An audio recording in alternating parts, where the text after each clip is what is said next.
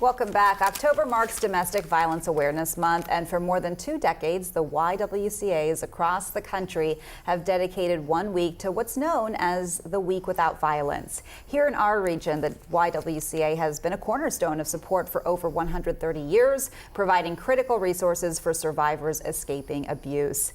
And today we have Doris O'Neill, the YWCA's Associate Director of Legal Advocacy, with us in studio. Thank you so much for being here, Doris. Thank you for having me. So first, let's start with what is the YWCA's Week Without Violence? When exactly did it start? What's it all about? Well, it was developed back in 1995, and it was mainly around Domestic Violence Awareness Month.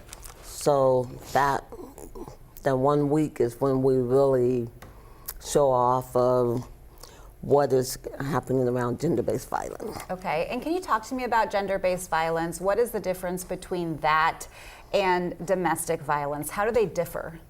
They're different, but the intersection of them are the same. Okay. So the gender-based violence is the different type of violences that happen: sexual assault, human trafficking, domestic violence. And when they intersect with each other, mainly is around gender and gender identity.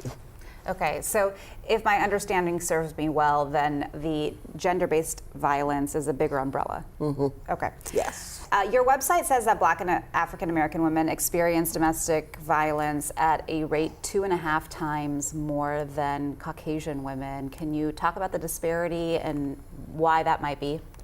Well, I'll share something with you. When people ask, is domestic violence different in the African American community, you know, it is different. So we will bleed the same, but my level of care will look different from your level of care.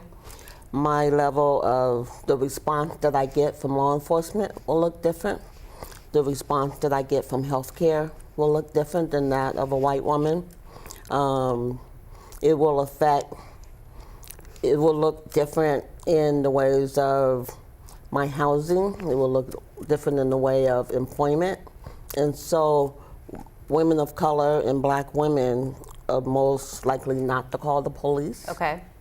And so the disparities of it is the treatment is not the same. The resources are not the same. The resources are not the same for women of color than it is for white women. And how is the YWCA addressing that in particular?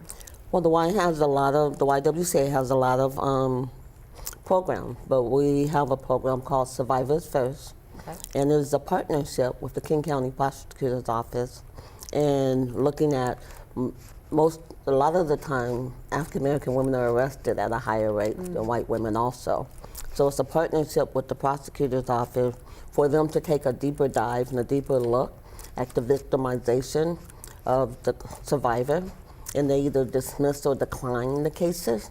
And when they do that, they refer the cases to the YWCA, and we provide supportive services, specialized supportive services of having advocates that look like the people that we serve, having services that are culturally relevant to the people that we serve.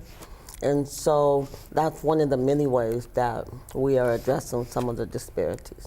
Well, thank you for outlining that for us. I know the Y has so many resources for a variety of reasons. Yes. We're encouraging all of our viewers to go ahead and check out your website and get more familiar with the 1 week without violence and what you guys are doing this week in particular. So I thank you for being here, Doris. Okay, thank you. And if you or someone that you know is experiencing abuse, there are resources available to help. You can call the YWCA at 877-757-8297. That's the number you see right now. You can also check out their programs at ywcaworks.org.